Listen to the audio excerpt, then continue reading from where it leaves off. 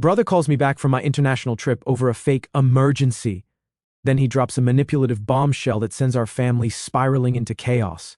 I never thought I would be posting something like this, but the events of the past few days have been so bizarre that I just had to share. Brace yourselves for a roller coaster of emotions. I, 27, female, usually work from home and frequently babysit my brothers, 44, male, and sister-in-law's kids. They have 2 kids, Max, 5, male, and Sarah, 8, female. My brother Mike has a rather demanding job. He works as a structural mover and has a 40-hour-week desk job. His wife Sandra works as a nurse, so as you can imagine, both of them frequently need someone to babysit. For some backstory, my brother and Sandra got pregnant when I was in college and used to live at my parents' house. They used to live with us, and I was forced to kind of turn into a living maid.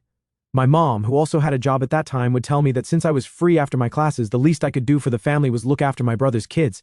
My dad didn't like it, but my mom never gave me a choice. I thought I had to look after the kids for only 5 hours until my parents were back home, but as days passed, my mom would continue to ask me to bathe the kids, feed them, or put them to sleep even when she was back home. I didn't blame her because I understood that she was tired too, but I was practically spending 6 to 8 hours looking after the kids, which was not only for free, but it also took up all my time. These kids were young and were in absolute terror. They were extremely hyperactive throughout the day and would run around throwing toys everywhere. If they demanded something and I didn't listen to them, they would start smashing things around the house and I would have to clean up after them. My thing is, I am not maternal, and I was also very, very young. Being the youngest sibling, I had no idea how to take care of children, especially the ones who would run around, screaming and throw tantrums if their demands weren't met. Obviously, I would protest several times to my brother, but he would also tell me that I was always at home and I had nothing better to do anyway. This started to affect my studies as I was too tired to complete my assignments after putting the kids to bed to do any work. One evening, I had a very important assignment to submit, but Max wouldn't leave me alone. They would mess with my books or laptop if I took my attention away from them. I requested them several times to give me 1 hour alone, tops, and I put on their favorite kids' show to distract them, but Max started throwing things at my face, like the remote or the pillows on the couch. This would make Sarah giggle and, in turn, encourage Max to continue with this behavior. I would firmly tell him no, put whatever he threw out of his reach, and tried to gently explain that we don't throw things. But Max continued until he threw his drinking mug on my laptop. This spilled water all over the place, and my laptop was rendered useless. I couldn't believe the extent of the chaos that unfolded in a matter of seconds. Frustration and exhaustion reached their peak, and I found myself on the verge of tears. This wasn't just a mere inconvenience anymore. It was affecting my academic life and my personal belongings. Desperate to salvage my assignment and maintain my sanity, I took a deep breath and gathered them around, trying to be as composed as possible, and explained how important my studies were and the consequences of their actions. Sarah remained defiant, continuing to throw things at my face.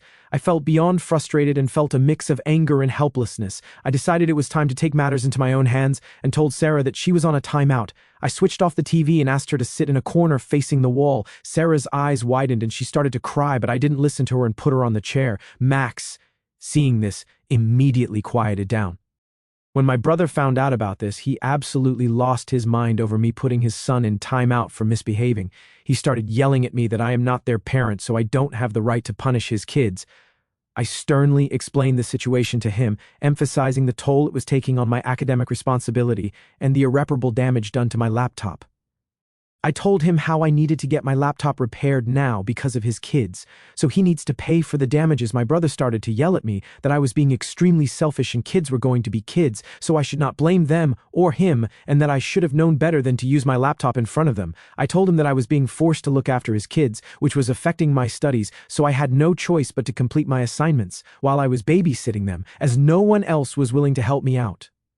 My brother yelled at me that we were family and this wasn't a big deal, as they were my niece and nephew.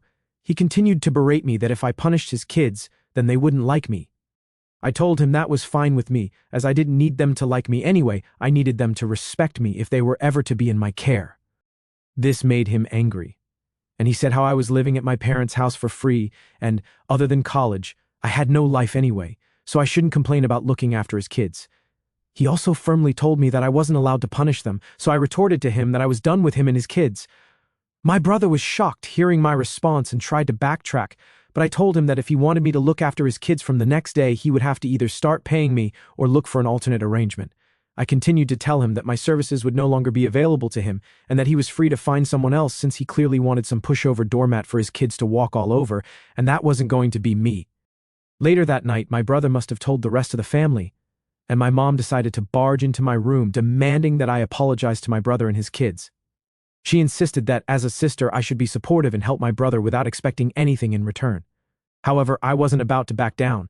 I calmly explained that while I loved my brother and his family, my time and efforts were valuable, and I deserved fair compensation for the unexpected babysitting responsibilities. As the tension escalated, my dad intervened, rushing to my defense. He reminded my mom that I had a right to be compensated for my time and effort.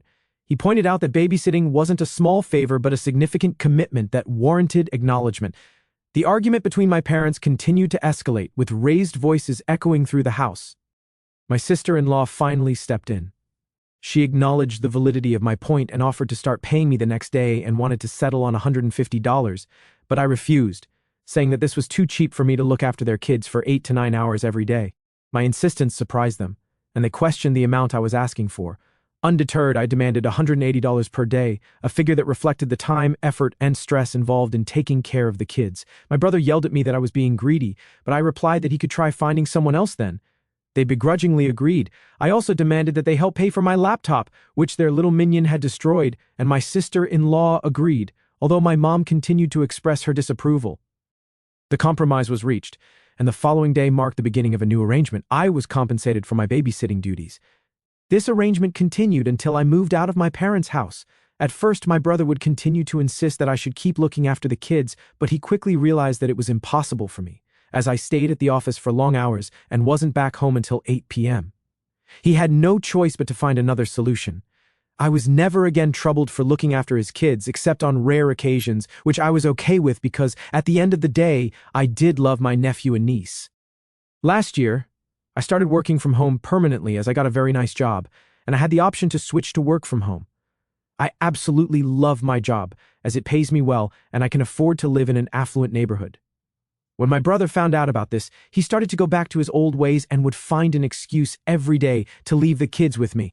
It's important to note that at this point, I wasn't asking him for any money, nor did he ever offer me, as I thought this was only going to happen for some time. Surprisingly, my brother wasn't thrilled about this and would go to great lengths to avoid confronting me. He resorted to leaving his kids on my doorstep in the morning and would only call me after he had safely retreated into his car, leaving me with no option but to bring the kids inside.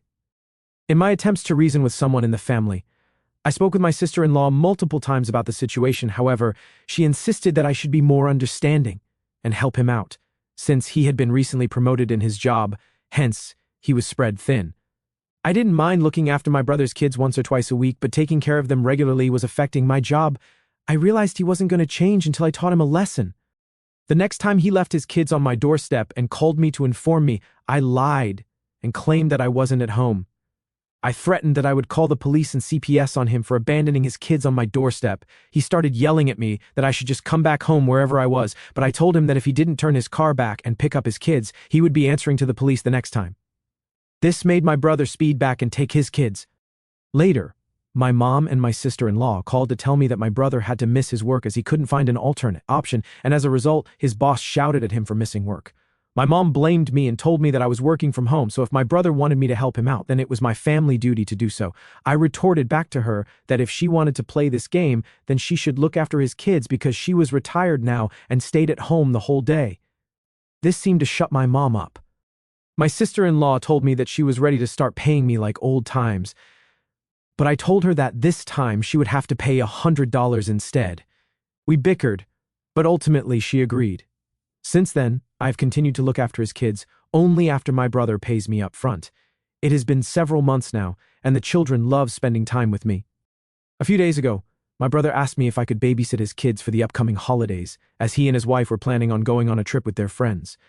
Usually, I would agree, but I already had plans to go to Mexico with my boyfriend and my friends, so I told him that I couldn't do it and he should ask our parents. Hearing this, my brother got upset and told me that I was young, hence I could look after the kids by myself. But our parents are old now and won't be able to keep up with his hyperactive kids. This is essentially true, as my mom has arthritis and my dad has a back problem. I told him that he should then try contacting his friends for help. He got upset and started telling me how he and his wife really needed a break and that I could always take a break later. I told him that this was my first international trip and I was not going to postpone it for his kids. I told him that I wasn't going to cancel my plans as I needed a break from work, and he blew up and started yelling about how I should not even be tired because I just sit at home all day and don't have any kids of my own, at which point I just hung up on him after telling him no once again. So last weekend, I embarked on my trip to Mexico with my boyfriend and my friends. We were having an amazing time, and I was letting loose after working hard the entire year. This vacation was well-deserved. On my first day, I woke up to 8 missed calls from my brother. Getting worried and concerned for him, I called him back immediately. He picked up the call and sounded panicked, claiming that Sarah wasn't doing well and was having trouble breathing. He continued to tell me that she was admitted to the hospital and it was a family emergency.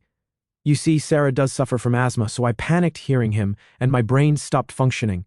My boyfriend sat up seeing my reaction. My brother told me that I needed to come back home and be there for Sarah. Feeling all stressed and anxious, I tried to get more info about what was going on with Sarah, but my brother was dodgy and didn't give me clear details. With my mind all over the place, torn between family and my plans, I hung up. My boyfriend and friends were supportive, suggesting we should all go back home, but I didn't want to ruin the trip. Worried, I rearranged my plans, booked the earliest flight back, and rushed home, expecting the worst. Throughout the flight home, I tried calling my parents, but they didn't pick up my calls. It was still early morning for them, so I figured they might be sleeping. I asked my brother to come pick me up from the airport, and he immediately agreed. Upon my return, I found my brother waiting at the airport, looking sheepish and nervous. I asked him to drive me straight to the hospital so I could see Sarah for myself and be there for her. He hesitated before finally admitting that there was no emergency. Instead, he dropped the bombshell that he and his wife were going on their trip with their friends, as he had told me before, and he needed me to babysit their kids. I demanded an explanation, my voice edged with frustration and disappointment. He stammered, trying to justify his actions by saying he thought I wouldn't come back if he told me the real reason. His feeble excuse only fueled my anger. I felt betrayed and used. My concern for Sarah turned into resentment for my brother's manipulative tactics. At that moment, I made up my mind. I wasn't going to let this slide. I decided it was time to teach my brother a lesson he would never forget. No more playing games. No more falling for his tricks. I needed him to understand the gravity of his actions, the emotional toll it took on me, and the strain it put on my life. As we drove to his house, a fire burned within me. When we got there, my sister-in-law was outside with luggage, looking all sheepish. I instantly knew she was part of the plan to trick me into coming back home. She hugged me, apologized, and said there was some money for me on their nightstand. Before I could say much, my brother and his wife took off in a hurry to pick up their friends for their trip. Standing there, trying to cool off, I couldn't believe the nerves they had. I was so angry at their attempts to manipulate me and downplay the whole thing. Little did my brother know, he was setting himself up for the shock of a lifetime. I was going to take my ultimate revenge and make sure that they would never dare leave me with their children for the rest of their lives. As I stepped inside, I tossed responsibility out the window. When Max and Sarah woke up, I told them that for the next 3 days, they were allowed to do whatever they wanted in the house. Max asked, with excitement in his eyes, if he could have ice cream in his bed, and I told him why not, and he was free to eat whatever he wanted in his bed. He rejoiced while Sarah asked if she could use her mother's expensive makeup to play dress-up, as her mother had asked her not to touch them. I told her that she was free to use whatever she wanted. When my parents called me back, I told them about what happened. My parents had no idea about this and were shocked that my brother had gone to such lengths to force me to babysit his kids. I told them that I had a plan to teach my brother a lesson because of this. My mom, curiously, asked me what it was, and I told them of my plans to let the kids do whatever they wanted to do at home. Immediately, my mom told me that this was a bad idea and I shouldn't do this to my brother, but my dad, who was clearly angry with my brother, encouraged me to do whatever I wanted to teach him a lesson. I assured my parents that I would allow the kids to do only harmless things, but would never put them in any danger whatsoever. As you can imagine, the kids went crazy, and the chaos continued throughout the 3 days. Max, fueled by excitement, attempted to turn the living room into his personal soccer field. His kicks and throws sent objects flying, and the sound of breaking echoed through the house. Meanwhile, Sarah and I tried our hands at baking. For the 3 days, I felt like a child among them and let them do whatever they wanted to do. I watched them with a mix of amusement and satisfaction every time they did something that they would otherwise never be allowed to do. Clearly, they were having the time of their lives, while the house, once orderly and clean, was turned upside down. This was my revenge, and it was sweet. I made sure to capture moments of their masterpieces on camera, knowing that these images would be part of the lasting memory for my brother and sister-in-law. The day my brother and his wife returned, they were completely shocked to see what had happened to the house. Their expressions went from shock to disbelief as they surveyed the aftermath of the once neat and orderly home that had transformed into a realm of creative disorder. My brother and his wife went ballistic, shouting at me and demanding an explanation for the chaos they walked into. What the hell happened here? Why is everything in shambles? Oh, hey there, just a little redecorating, courtesy of Max and Sarah. Redecorating? Are you out of your mind? We trusted you to take care of them, not turn our home into a disaster zone. This is unacceptable. Look at the mess, and what did you let Sarah do with my makeup? Oh, Sarah wanted to use them. She's got quite the talent with makeup, don't you think? Stop playing games. This is not what we agreed upon. Exactly. We didn't agree on anything because you left me standing in your driveway after forcing me to take care of your kids. My brother's face turned several shades of red hearing this, and he began shouting louder.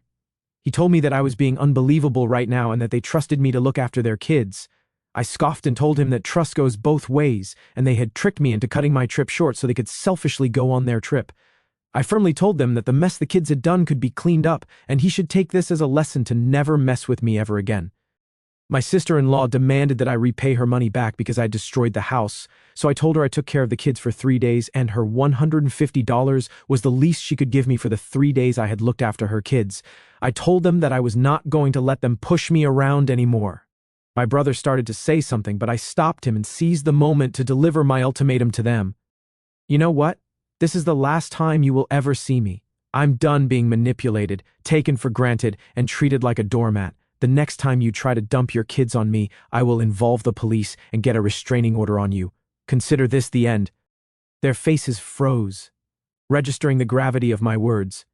I turned around, gathered my bags, and walked out, leaving behind a house in disarray and a family stunned by the unexpected turn of events.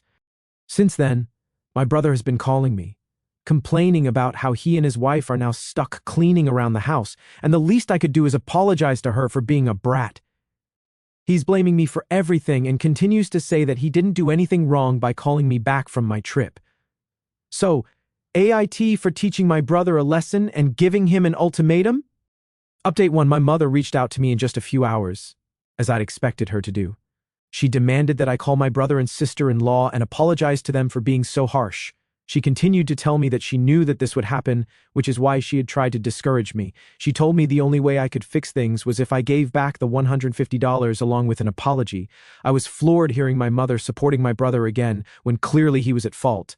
I wanted to cry when she continued to berate me without considering my feelings.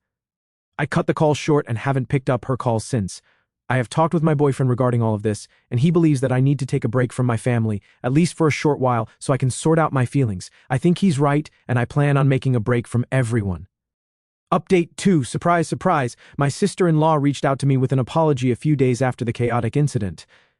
In a subdued tone, she admitted her mistakes and expressed genuine remorse.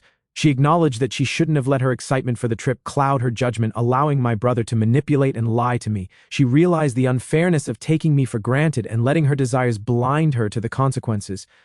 Understanding the gravity of the situation, she offered a sincere apology, recognizing the impact of their actions. She then started to plead with me not to punish the kids for their mistakes by emphasizing that they love spending time with me and hoped I would reconsider my stance on babysitting them in the future. However, I remained firm in my decision. I assured her that I wouldn't be babysitting the kids again, reiterating my unwavering stance on the matter. Despite her hesitation, I decisively rejected the idea, refusing to be swayed by manipulation or guilt trips. I stood firm on the boundaries I had set. I told her that while I appreciate her apology, I do believe that actions speak louder than words, hence she or my brother shouldn't depend on me in the future for any babysitting duties. The call concluded with a mix of emotions, but I was glad that she did apologize to me. Update 3. It's been a month since I shared the story about what went down with my brother. Things have improved a bit since my sister-in-law apologized. My brother kind of said sorry too, but it wasn't really heartfelt. My dad had a serious talk with him and scolded him for messing with me. I haven't responded to his apology yet. On a brighter note, my boyfriend surprised me with a spontaneous trip to make up for the fact that I had to cut my last trip short. We took a road trip to the countryside, and it turned out to be exactly what I needed. The scenic views and peaceful atmosphere helped me unwind from the chaos of the past month. It felt like a breath of fresh air, a much-needed break from the drama. During the trip, my boyfriend and I explored and enjoyed local cuisine. The laughter and shared moments created new memories, overshadowing the recent family drama. I can't help but feel grateful for the thoughtful gesture. It wasn't just about the trip, it was a symbol of understanding and support. It made me realize that even amid family issues, there are people in my life who genuinely care about my well-being. I still have my brother's half-hearted apology lingering in the back of my mind, but for now, I'm choosing to focus on the positive moments and the kindness that surrounds me.